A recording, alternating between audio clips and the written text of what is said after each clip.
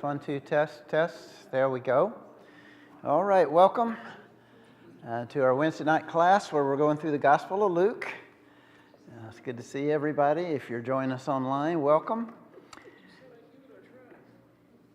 want to talk about stories tonight, okay, and the power of story.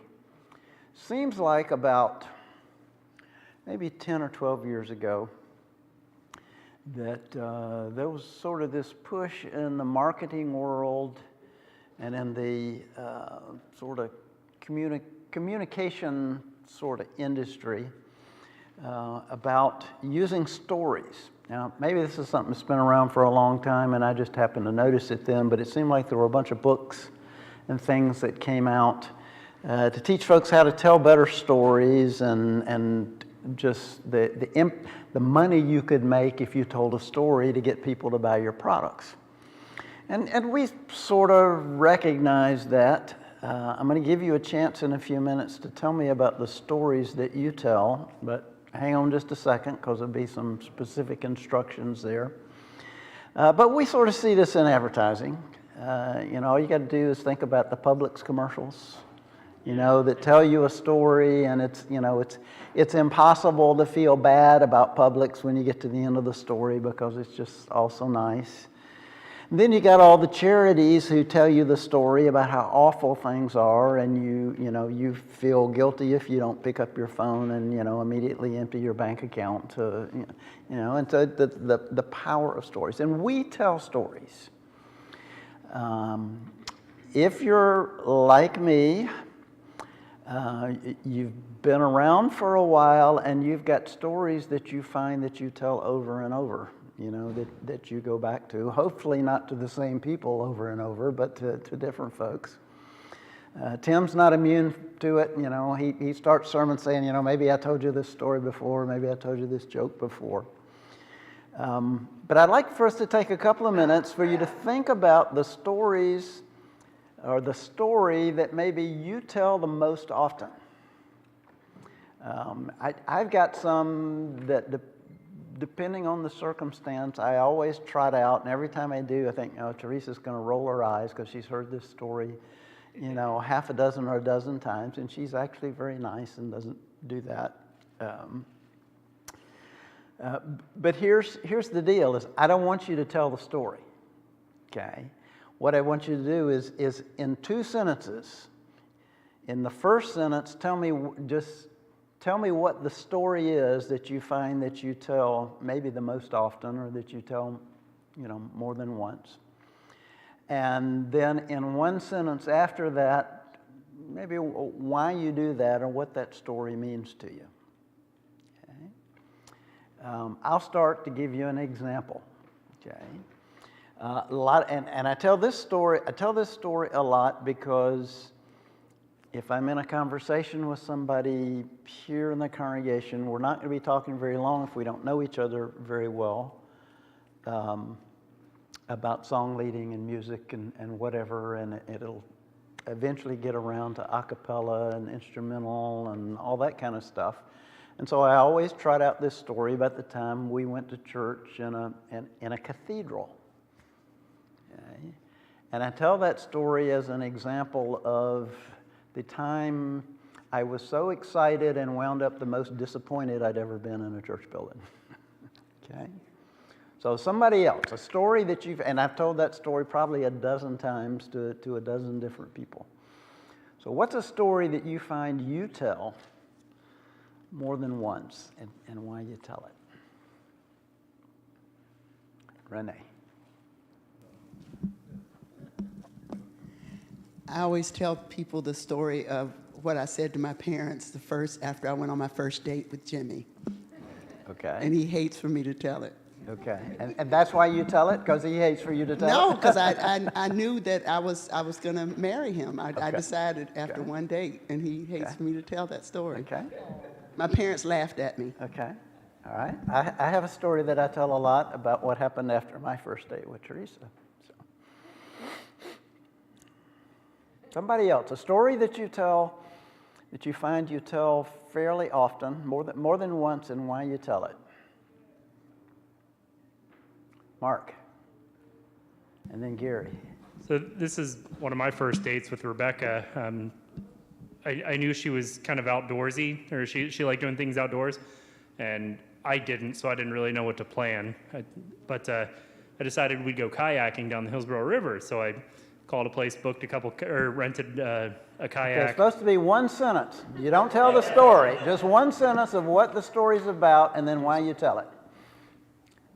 We went kayaking and saw more alligators than I've ever seen in one place in my life, and Okay, she hated that. okay. And you tell it because she hated it. This is an interesting theme that's turning up here. Okay, Gary. When my mother passed, Okay. I tell that story often. The reason I tell it is because I thought I knew what people experienced until that most difficult time, and then Okay. so I tell that story just to be a comfort. Okay, all right. I haven't told this one for a while, but I used to a lot more. It was when right before we got married, I was going to Karen's home for the Okay, first one sentence to tell me Oh, what sorry. the story is and one Okay, sentence the story about... was I visited her home. I had sort of a medical issue I needed help, and the family was more concerned when I got back that because I'd let the dog out Okay. instead of protecting it. So, and I tell people that to say her mother still likes her dog better than me. You know, Okay. all this stuff. Been many dogs, only one son-in-law. But she's gonna correct it. No, I'm not. I tell a story about my mother losing her home after a hurricane and the awesome sequence of events. And I tell it because it is so God-inspiring. Okay, okay. Followed instructions really good. Good job. Okay, anybody else? Got a story that you find you tell often, and why?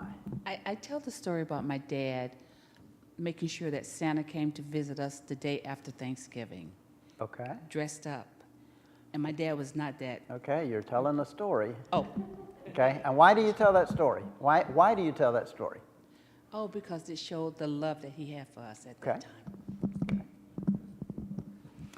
I tell the story about how DeWitt and I met, Okay, and the reason I tell it, especially to young couples, is to let them know if you have God in your life and people who are godly to guide you, you can be successful in marriages. okay. All right, maybe one more. I tell the story of how Daryl found his siblings Okay, why? because it's interesting. Because it's interesting. Okay. If you play golf with me and we play at Rogers Park, when we get to the 12th hole, I'm going to tell you a story about what happened there. Okay? Because it was remarkable. Okay? In this class, I've told the story about the trip that we took out west.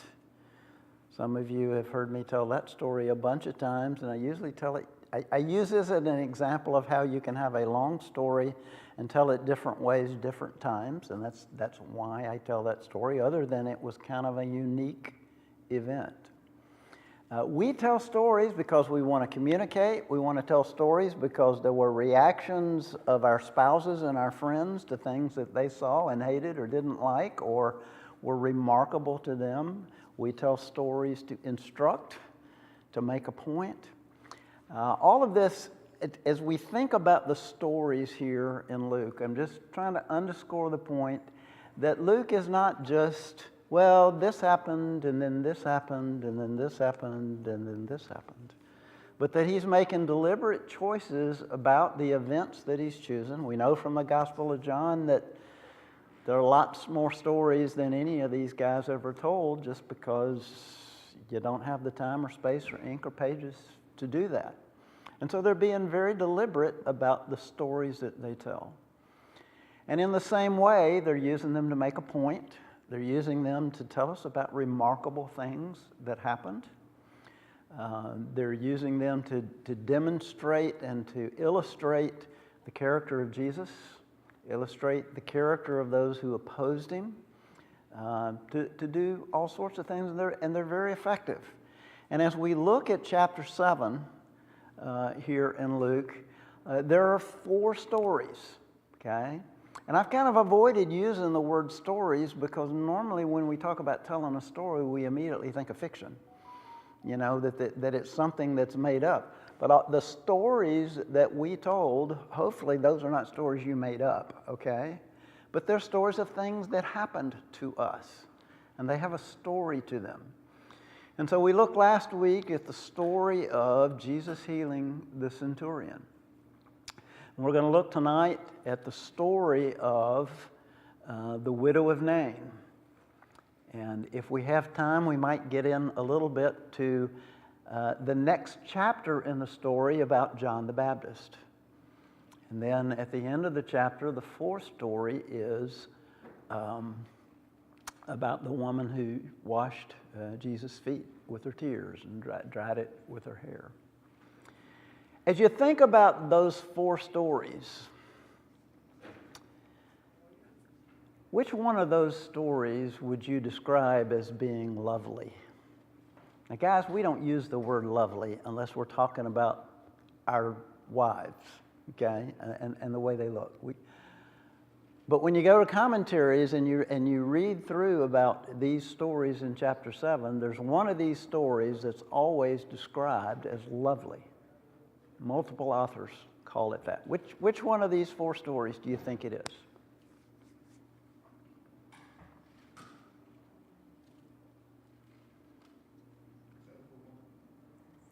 Okay, the sinful woman, okay. I think that would qualify, but that's not the one they call lovely. Okay, healing the widow's son, okay. And when you start thinking about that story and the compassion and the emotions that are there, we tell stories that are lovely and tender, okay. When you're talking about your father, back there, you know, you're remembering with love your father.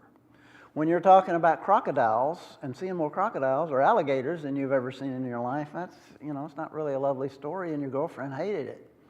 Okay. When we talk about John the Baptist in a little bit, it's, you know, it's a story that disturbs us a little bit, bothers us a little bit, and we'll talk about that when we get to that part. But we're looking at a story tonight that's described as being lovely.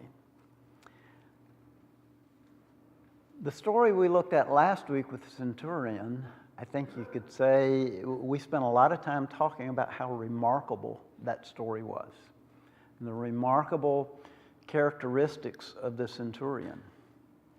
When we get to the widow here, it's a lovely story, but I'm going to suggest to you that it's every bit as remarkable as the story we looked at last week. Okay? Certainly Jesus raising someone from the dead is remarkable, but there are other aspects of this story. And as we read it, we're going to read it here in a minute, but start thinking about what is it beyond just Jesus raising this widow's son from the dead is remarkable about this story. Okay? Let's read it, beginning in chapter 7 and verse 11. Soon afterward, Jesus went to a town called Nain, and his disciples and a large crowd went along with him. As he approached the town gate, a dead person was being carried out, the only son of his mother, and she was a widow. And a large crowd from the town was with her. When the Lord saw her, his heart went out to her, and he said, "Don't cry." Then he went up and touched the coffin, and those carrying it stood still. He said, "Young man, I say to you, get up." The dead man sat up and began to talk, and Jesus gave him back to his mother. They were all filled with awe and praised God. "A great prophet has appeared among us," they said. "God has come to help his people." This news about Jesus spread throughout Judea and the surrounding country. Okay, so what is remarkable about this story?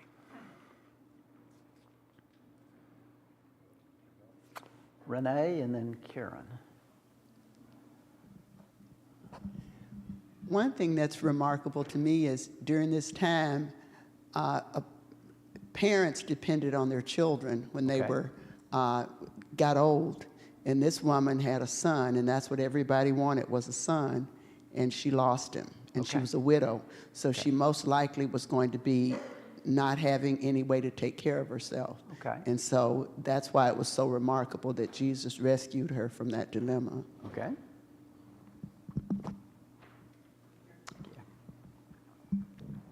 What I thought was remarkable is that so many people are going to Jesus, and they're the ones asking for all of the events or Okay. healings. And this is the time when Jesus actually approaches them. Okay. It's another in that series of looking at who's approaching and who's near and who's far away. Okay. You get that dynamic going on again. Irene. What seems remarkable to me is the timing.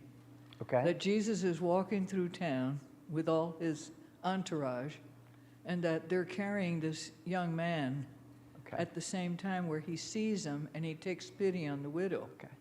So the timing, they could have Okay. missed each other by 10 minutes, and Okay. it never would have happened. Okay. Matt? We'll come back to what Irene said in just a I second. think it's remarkable that Jesus told a dead man to get up and he Okay. came back to life. Okay.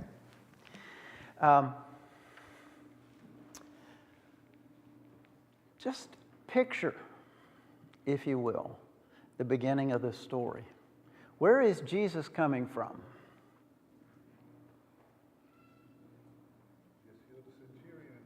He's just healed the centurion, servant, okay, all right?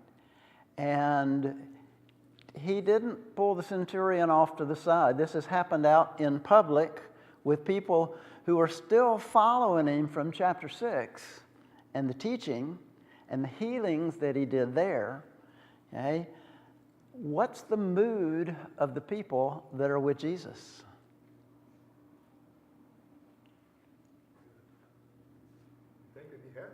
Happy. They're talking to each other. Just, hey, well, let me tell you what I saw. Okay, they're telling each other stories. Okay, what's he going to do next? You know, maybe he'll do. And there's a buzz that's there. And Luke tells us that there's a large crowd. This is not just the 12 with him. And they've traveled a day's journey from Capernaum. Nain is maybe 30 miles from Capernaum, okay? So a long day's journey. And so we're coming into town, they're noisy, or they're listening to Jesus talk, okay? And they meet this other crowd. What's this other crowd like? Okay, sad, mourning, wailing. Okay, you know, as Americans who control our emotions, and you know, not all Americans. You know, you go to funerals, and depending on the background and the history and the ethnicity and whatever of the folks who are there, it can be a very different experience. You may go into a funeral and everybody just sits there silent. Nobody says anything. Or you may, and if that's you, and you go to a funeral where everybody is demonstrative and weeping and wailing and throwing themselves on, you're like, you know, a little uncomfortable. As I understand the times and the culture here, these folks were not trudging silently to the cemetery. Okay? Cemetery, by the way, they think they know where it is outside of the city of Nain. There's a little cemetery that's there that they still know about. They're weeping and wailing. Okay? It is, and on top of it, this is, as somebody has said, this is the only son of a woman who is a widow. She is in desperate straits. So here are these two crowds of people, neither of which are silent. and they meet. What do you suppose happens when these two crowds meet? I can only imagine, probably the crowd who had seen Jesus raise heal the centurion's servant. Okay. Probably can't wait for them to see what Jesus can do with this person. All right. You Maybe know, there's anticipation that's there. Although Jesus has been healing people. Don't know that he's been raising people from the dead yet. Okay. Back in the back. I can imagine a number of different things happening depending on whether or not, just how they react to each other. But while I'm unsure exactly what would happen, I can definitely imagine it would be very loud. Okay. Which crowd do you suppose got quiet first?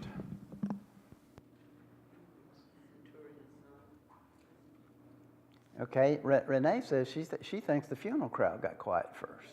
Oh, you said the other way around. Okay, that's what I would guess. You know, that if nothing else, out of respect for what's happening in front of them, that this crowd may be kind of, okay, what's gonna happen now? But as Jesus approaches this woman, I kind of got an idea that the weeping and the wailing kind of dies down as well.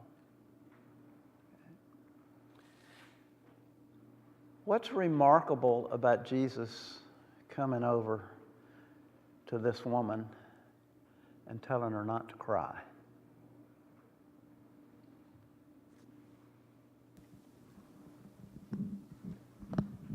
Well, I think as you mentioned, the weeping and wailing was the culture, that was the norm at those funerals. So that would be that probably caused everyone to like stop when someone would say, "Don't cry" at the funeral. What an unusual thing for Jesus to say.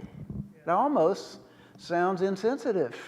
If you look at it in a certain way, it's like, well, don't cry. Yes. Well, given their culture, if, she didn't have any children to take care of her, her husband's dead, she's... Okay. He's not just dead, now she's, homeless and kind of an outcast, all in just in one day, and then just, don't cry. Okay. What kind of significance did this woman have? Doesn't say that she was rich. Doesn't say that she was the widow of a prominent person. Think about the contrast between what Jesus is fixing to do for this woman versus a centurion. A person with authority, a person who's had people come and advocate for him. Here's a woman who really has, have some people that are mourning with her and maybe realize her hopeless condition and the desperateness of her situation. But they're not running over to Jesus and said, come do something. Okay? Real contrast there. Ronnie and then Irene. It's just interesting. How did Jesus know that she only had that one son? She's walking by herself, maybe. Typically, she would be at the end of the procession. There's no husband there. There are no kids around her. They're just the townsfolk. So it may have been visible and readily evident. Irene? To me, both of them are a perfect example of how Jesus was not biased. Okay. He's going to help a well-to-do man, and he's going to help a poor lady. We can assume that she was poor. Okay. Probably walking She's behind not. She's going to be because she doesn't have any way to take care of herself. Right. Okay. And she was probably walking behind the casket from behind the men that were carrying her son. Mm-hmm. So that would be one of the ways that she'd either be the mother or the grandmother. Anyway, he was not biased. Okay. All right. And we'll visit that again in future lessons. So he comes over and tells her not to cry. And then what does he do?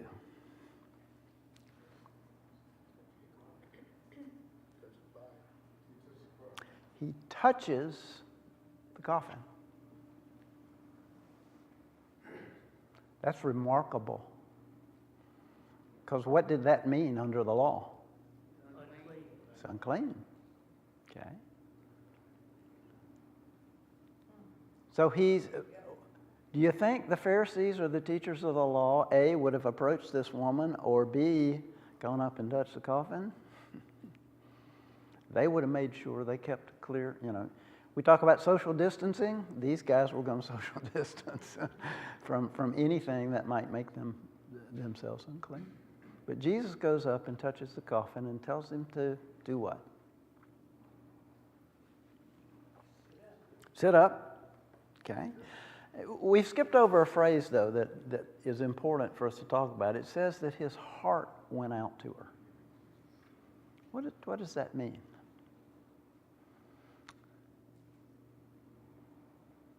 His heart went out to her. He was touched, thinking, Okay. this could be my mother. Okay. What if she was in that All right. He scenario? felt for her. Okay. He shared in her sadness. Mike? And he may have been foreseeing the future, that his mother was going to Okay. be in that position. I mean, Okay, his mother was going to be in he that will. position. He knew Okay. it was going to happen. So. Okay. This is perhaps one of the most remarkable things about this story. And maybe one of the reasons why Luke chose this story. Because the idea of a divine being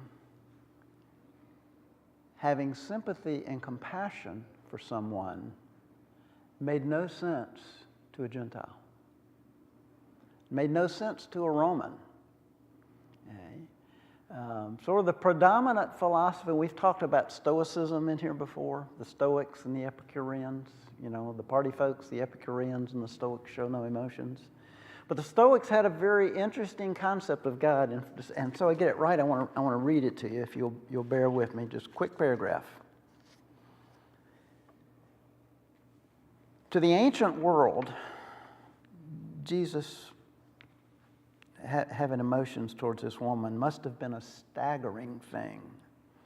The noblest faith in antiquity was Stoicism. The Stoics believed that the primary characteristic of God was apathy, the incapability of feeling. And their argument was like this: if someone can make another sad or sorry, glad or joyful, it means that at least for the moment he can influence the other person. If he can influence him, that means at least for the moment he's greater than the other person. Now, no one can be greater than God. Therefore, no one can influence God. Therefore, in the nature of things, God must be incapable of feeling. And so Luke, writing to the Gentile Theophilus, showing Jesus as having compassion, and turning right around and showing and demonstrating in front of a crowd of witnesses that he can tell this young man to sit up, to wake up and sit up and raise him back to life, is a powerful, powerful statement, is a remarkable thing. And part of the picture that Luke is painting as he tells his story about Jesus and where he came from and what he taught and how he interacted with people, this becomes not just some insignificant person that Jesus happened upon, just happened by and did a little something for. It's a powerful statement about his power and the compassion that he had. Okay? Irene. How do you take the comment when it says he gave him back to his mother? Okay. So to me, it almost appears that he must have taken possession of him, at least physically, for him to be able to give him back to his mother. The guy, I'm sure, could, once Jesus raised him, he could walk to his mother on his own.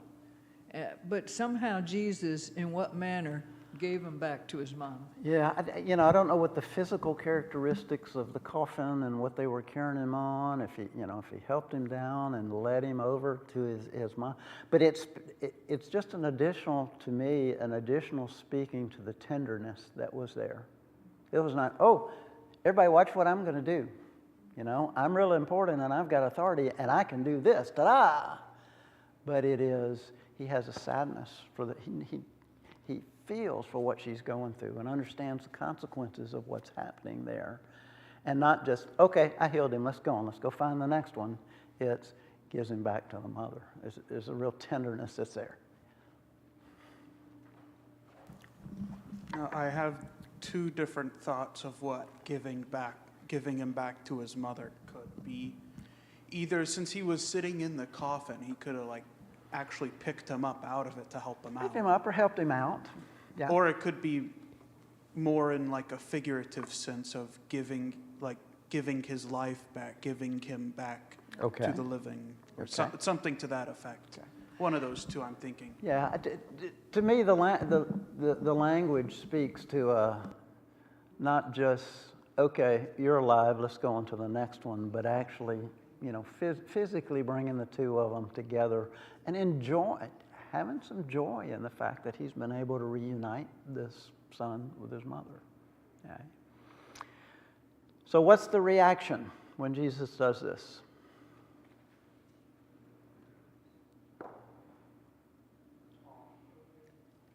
Awe. People are filled with awe. And what do they say? A great prophet has appeared among us. It's kind of interesting where this thing happens and the timing of this. Because the city of Nain is located on one side of Mount Carmel. Okay. What happened on Mount Carmel?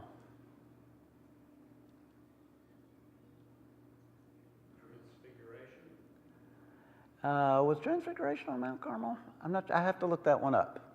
But there was a famous Old Testament. What did Elijah do on Mount Carmel? He showed his God was more powerful. Okay. All right. And on the other side of Mount Carmel is the place where Elisha brought somebody back to life. And if you will recall, Elijah was involved in a resurrection. Who did he raise? A little boy who was the son of a widow. So when these folks are saying a great prophet has risen among us, there are echoes, I think, of Elijah here. And if you remember from reading the beginning of Gospel of John and some of the questions that are asked about John the Baptist, say, who are you? Are you John? Are you Moses? Are you Elijah? There was this prophecy that there was going to be a prophet greater than Moses and like Elijah. And so this connection is being made, I think, here. And there are some echoes of what happened earlier and what Jesus is demonstrating. And it's going to play into our next story when we get into John the Baptist. Because what kind of prophet was Elijah? When you think of Elijah, what kind of person do you think of?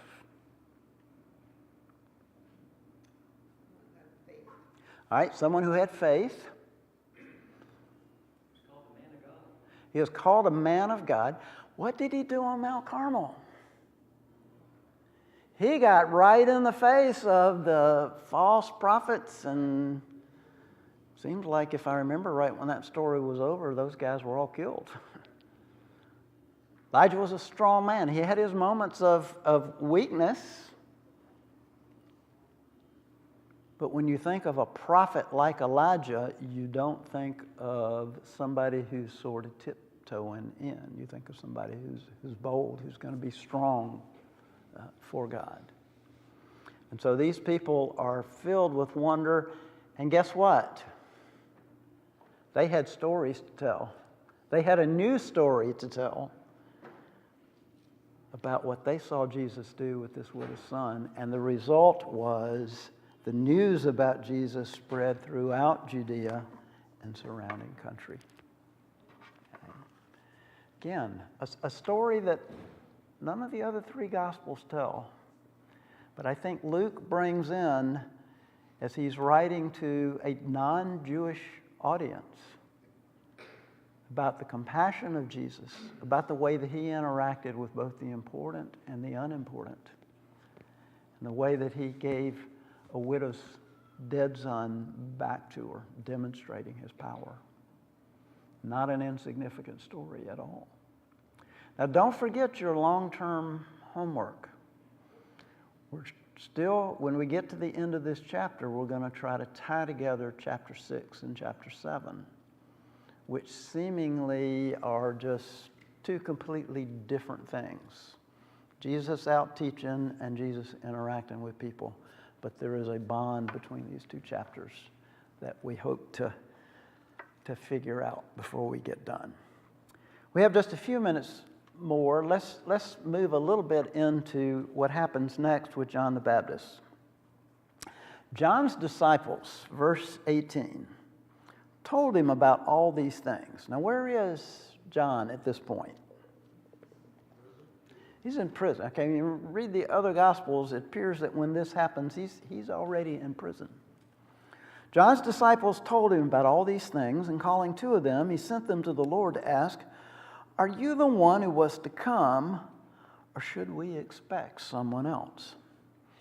When the men came to Jesus, they said, "John the Baptist sent us to you to ask, 'Are you the one who's to come, or should we expect someone else?'" I said earlier, this story disturbed us a little bit. What's disturbing about this story? What do you think I mean when I say this story? Maybe bothers us a little bit. Renee. John possibly didn't know that Jesus was the one that was supposed to come. And even if he did, he's probably thinking, why hasn't Jesus sprung me from this place? Okay. If he can do all these other things, did you forget about his cousin? What am I doing here in prison? Okay. Yeah.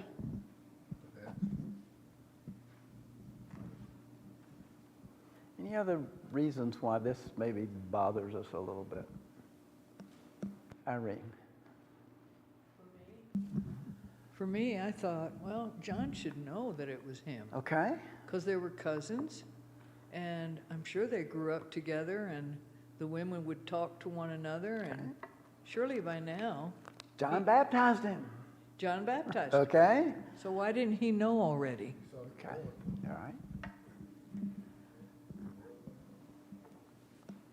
I think maybe it disturbs us because by the end of this story, as Jesus talks to the crowd about John the Baptist, he's going to describe him that, he's going to, and we'll talk about this comparison where he says, the least in the kingdom is greater than John the Baptist, and there's nobody greater born a woman than John the Baptist. So what's a guy like that doing, having all of these doubts and questions and difficulties? We view these folks like Abraham and Moses and Elijah and, these great biblical characters, and we'll talk about their flaws, and they did some sin, and Elijah got scared and ran off and whatever, but I think we have a hard time believing that. We think because of the things that they saw and that they heard, or maybe miracles and wonders that God did through them, that they really had it together spiritually, and they didn't really have to struggle with stuff the way that we struggle with. And here we got John the Baptist rotting in prison in despair, so unsure that if I spent all this time preaching about somebody who was coming and, it's the wrong guy. And so that, maybe bothers us a little bit. Well, our Western view of what prison is nothing like what prison was then. Okay. They didn't get 3 square meals a day. They didn't have a basketball court to play on. They didn't have a library so they could come out with a degree or a high school diploma. Prison then was very different than prison now. And regardless, John was a human being, a physical man, and to be in those deplorable conditions, any one of us would have some moments of doubt and weakness under those circumstances. Okay.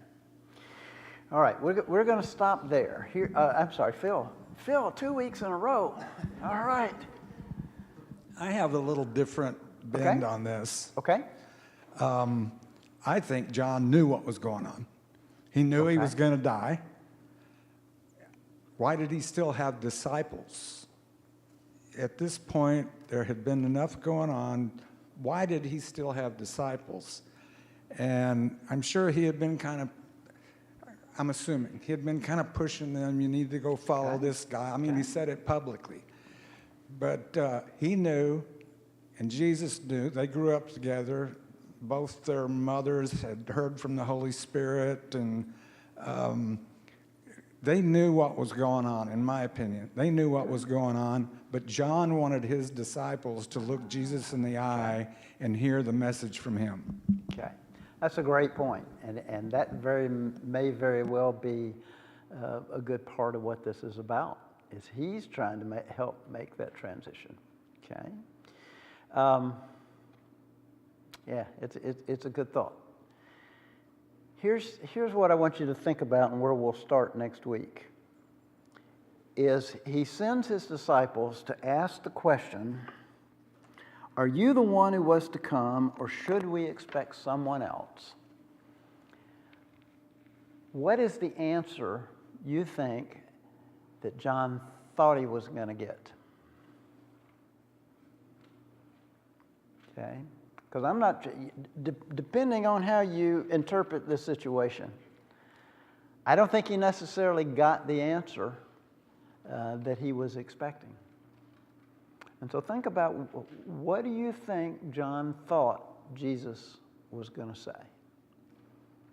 And we'll start there next week. All right? Let's close with prayer.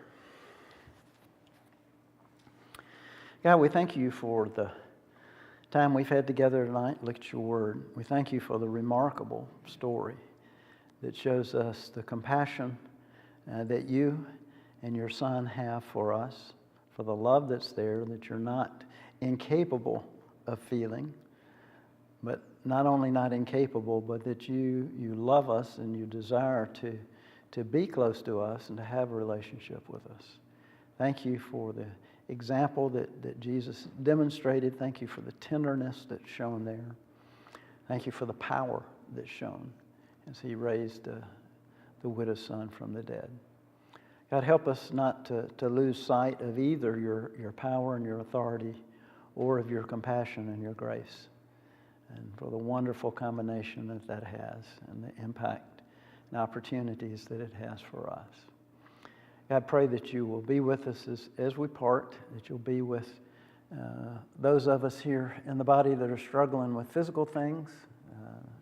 Think about Bruce McIntosh and Joe Wiley and others. I'm sure I'm leaving folks out, that you would just continue to heal them and help them to improve. You'll be with Bert and Gary and Debbie Sherrouse and others that are dealing with some long-term stuff. Just encourage them, strengthen them, heal them. God, give us good rest. Help us to set good examples for you tomorrow, to be salt and light to the world around us. And we pray this in your Son's name. Amen.